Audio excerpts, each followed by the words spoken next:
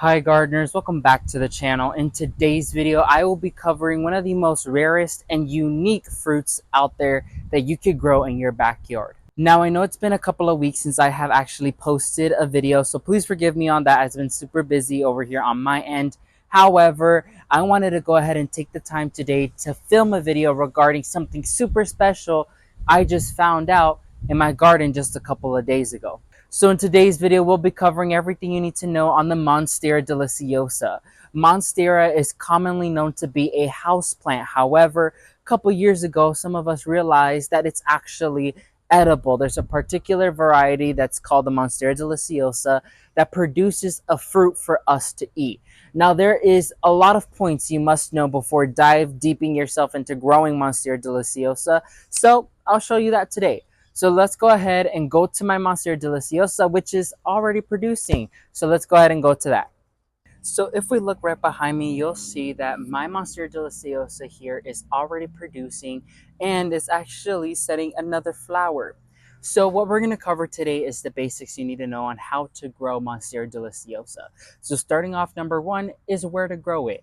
If you are only growing the Monstera Deliciosa for its ornamental purposes, you could grow it as a houseplant indoors where it receives indirect sunlight.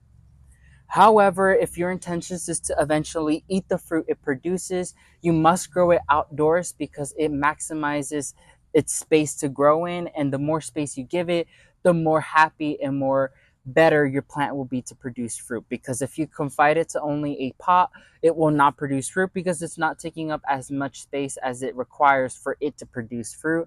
And it's just going to be way too contained into that container. So if you want fruit, you have to grow it outdoors in the ground. Second is that monsteras cannot grow in full sun. If they grow in full sun, they will fry. So the best thing to do is to grow them in some shade. I have mine growing underneath a whole bunch of different canopies, so it's protected from our harsh sun all day. That is what I would recommend, because in order to protect these gorgeous leaves, you want to make sure you plant them in full shade. Now, if you have a very sunny garden, what I would recommend is to make sure you plant your canopy trees first, wait until they grow out, and provide shade, because monsteras do not like our Florida hot direct sun. Number three is to make sure that they're planted in well-draining soil, but that retains moisture. Monsteras like to be planted in soil that maintains moisture because they don't like to be dehydrated constantly, and they don't like to sit in soil that is muddy and sitting in water. So you have to kind of give it what it wants right in between. So not too wet, but not too dry.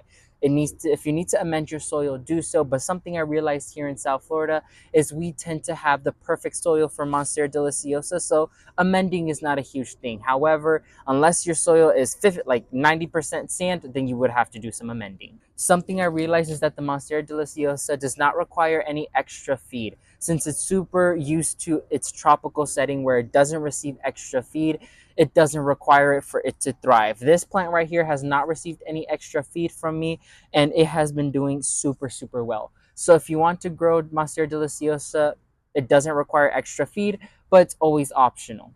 Now, something you must realize is the growth of monsteras. Monsteras tend to grow very quickly, and these leaves are huge. You might think this leaf is huge right here. However, it gets 2 times bigger. So what I would recommend is to make sure you dedicate a space where you are okay with the Monstera Deliciosa taking over that spot.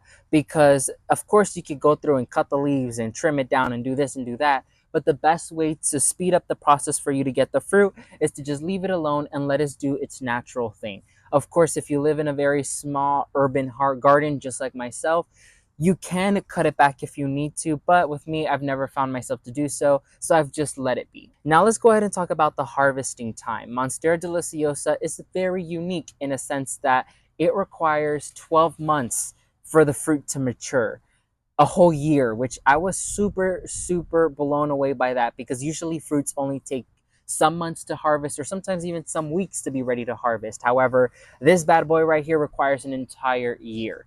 And something you must keep in mind is you cannot eat the Monstera Deliciosa before it's mature. If you eat it immature, you will have a very unpleasant burning sensation in your throat. So in order to prevent that entire disaster or catastrophic event, wait until it's mature. There's 2 main signs you can look for. One is for when the scales separate, and then two, when the scales start falling off on its own.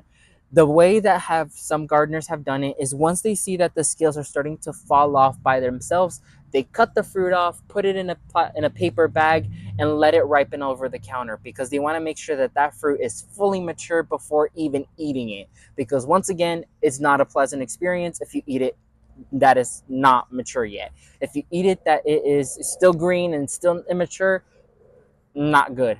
So be patient with your Monstera Deliciosa, because it is working hard for you to get this delicious fruit that many gardeners say tastes like pineapple, banana, some say mango, some say coconut.